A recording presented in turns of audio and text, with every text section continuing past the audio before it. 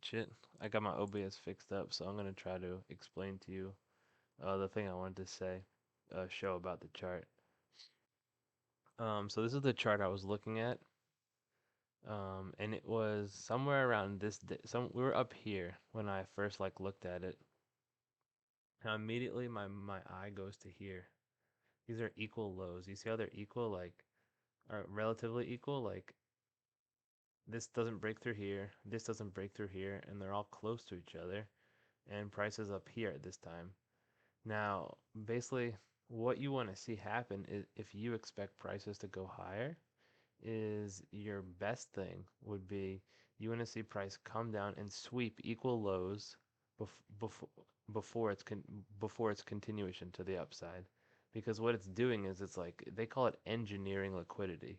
When they keep putting like lows that are equal and are not getting swept, it's kind of like psychologically like telling people to like place their stop losses. If they're going long, place your stop loss right here, right here. Look, it's safe. It's being protected. Like buyers are coming in and keeping this thing up. They don't want it to go. They don't want price to go below this level. They're holding it up, which we know is, or we learned that it's actually false. It's just the market psychologically like training you to put your stop loss there so that at a later time it can come, take all that liquidity, and then move where it's going to where it wants to go.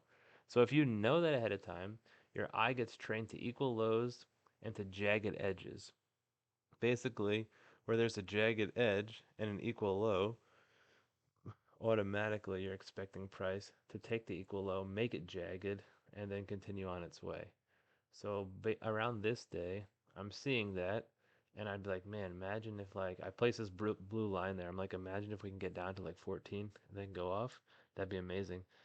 And then I'm having trouble like trying to get into crypto and all that whatever stuff. So days pass, days pass. I'm like, and then I come and I'm like, oh wow, it actually happened. Now we're right here, and off of here is basically where my model occurs because the first check mark is scoop liquidity. Okay, the next one is you look for a breaker and a fair value gap, which we have both right here. And so basically we have this happen. I remember seeing this occur. So I'm going to jump to the trading view chart where I can show you with examples. So this wick on the other broker, it didn't sweep those lows, so it's still equal. Just remember that. Price came down. Come on, there. This is where it takes the equal lows right there, and then we shoot up. It's like okay, and now in my mind, I'm like, wow, this is perfect. This is beautiful. I remember seeing it on a 1 hour chart. On a 1 hour chart, we have this, and we have like you basically look for like okay, the final manipulation, and then a shoot up, leaving like gaps in here, and basically you want to get in on, any of these gaps, or if you want to get on like the that high that gets broken, it's perfect. If you want to get even tighter, that's why I went down to a 1 hour chart because you have this right here, and then this would be like your gap right here. So if price were to come down to like here, that'd be like your best entry. You know what I'm saying? You put like stops like right down, basically right here, and then you just like shoot for. You basically, I mean, you shoot for the moon, if you're expecting it, because we're in crypto, right? And this is an altcoin. But if you want to go to the high of the range, that's right. Pretty good risk to reward. But anyways, let's get to the point here. Basically, it gets down to the into like the gap here, almost touches the swing high, and I'm still not in crypto because I'm still not in it. And so I zoom up to the 4 hour, and then I notice like, wow, that's a perfect on a 4 hour, the same exact pattern. You have the gap here, you got the swing high right here. So this is the final stage to also gauging where price could go based on your entry or based on the manipulation.